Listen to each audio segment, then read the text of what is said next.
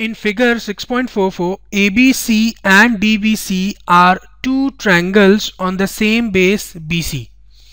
देखिए triangle ABC, this triangle ABC and triangle DBC, दोनों में अगर आप देखें तो BC कॉमन है ना. आप ट्रायंगल ABC बोलिए या ट्रायंगल DBC, दोनों में BC आ रहा है. क्वेश्चन में वही गिवन है कि these two triangles are on the same base BC. आगे क्या गिवन है देखते हैं. If AD intersects BC at O, ये AD जो है वो BC को इंटरसेक्ट कर रहा है at O, and we have to show that area of ABC, area of triangle ABC upon area of triangle DBC is equal to AO upon DO. ये आपको शो करना है. देखिए इसको सॉल्व करने के लिए आपको सबसे पहले एक छोटा सा कंस्ट्रक्शन करना पड़ेगा. मैं यहाँ पे लिखता हूँ कंस्ट्रक्शन. क्या कंस्ट्रक्ट करना पड़ेगा मैं लिखता हूँ, फिर कंस्ट्रक्ट करके बताऊंगा आपको. We have to draw AP perpendicular to BC and DM perpendicular to BC. ये दो छोटे छोटे कंस्ट्रक्शन करने पड़ेंगे आपको. मतलब ध्यान से देखिए, ये मैंने AP ड्रॉ किया which is perpendicular on BC, और ये मैंने DM ड्रॉ किया, DM परपेंडिकुलर ऑन BC. अब ये जो दो परपेंडिकुलर मैंने ड्रॉ किए उसकी वजह से जो दो नए ट्रायंगल बन रहे कौन कौन से, APO एंड DMO. इन दोनों ट्रायंगल को देखिए, triangle APO and triangle DMO. इन दोनों ट्रायंगल में एक एक एंगल तो 90 डिग्री है क्योंकि दोनों परपेंडिकुलर है, और ये दोनों एंगल भी सेम होंगे क्योंकि these are vertically opposite angle. तो सिंस दो एंगल आपने सिमिलर कर लिए, दो एंगल सेम कर लिए, तो आप AA सिमिलरिटी क्राइटेरियन से ये प्रूव कर सकते हैं कि दोनों ट्रायंगल जो है वो आपस में सिमिलर होंगे. बस इसी चीज को लिखना है, ध्यान से देखिएगा.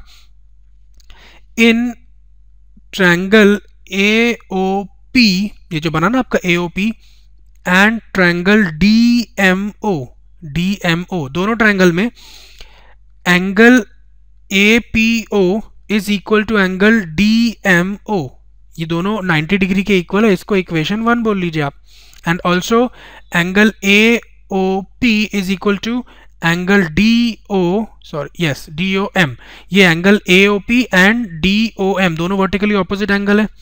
रीजन लिख लीजिए, सिंस वर्टिकली ऑपोजिट एंगल्स. मैं शॉर्ट में लिख दिया हूं, आप एग्जाम में पूरा लिखिएगा. नाउ इन दोनों इंफॉर्मेशन से आप बोल सकते हैं, इन दोनों इंफॉर्मेशन से कि दोनों ट्रायंगल सिमिलर है. बस उस चीज को लिख लेते हैं. Therefore by AA similarity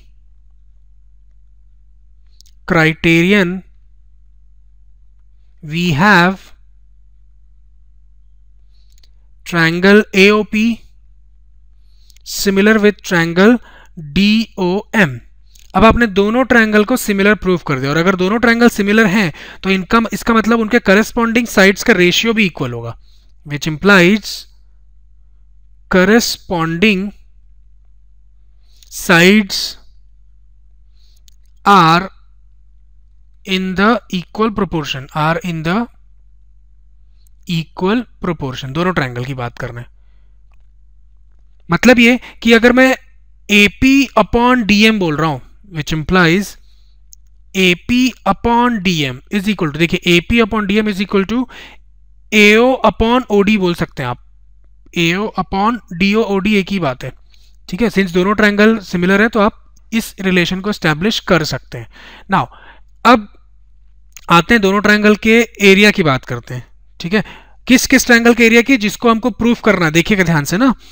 now therefore लिखता हूं area of triangle ABC upon area of triangle DBC. आप ट्रायंगल नहीं भी लिखेंगे चलेगा क्योंकि वो ट्रायंगल है ऑफ कोर्स. ये सिंबल एरिया का आप नहीं भी लिखेंगे चलेगा, है ना. इज इक्वल टू, देखिए एरिया निकालने का फॉर्मूला आपको पता है, हाफ बेस इनटू हाइट, क्योंकि आपको ये हाइट पता चल गया ना AP, और इस ट्रायंगल में DM.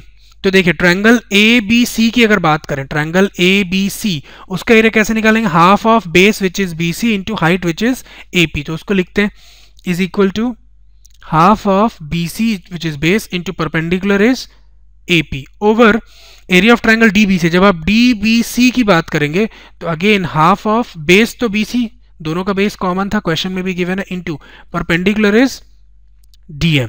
अब आप एक चीज देखिए, हाफ से हाफ कैंसिल, BC से BC कैंसिल, क्या बच रहा है, AP upon DM is equal to AP upon DM.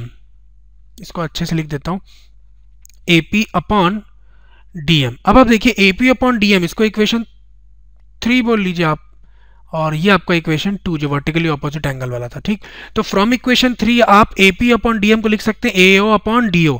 तो finally which implies area of ABC upon area of DBC is equal to AP upon DM and AP upon DM is further equal to AO upon DO from equation 3। और अगर आप देखें तो यही आपको proof करना था कि area of ABC upon area of DBC is equal to AO upon DO, यही आपको प्रूफ भी करना था। तो hence proved. So this completes our solution. Let us move on to fourth question of the exercise.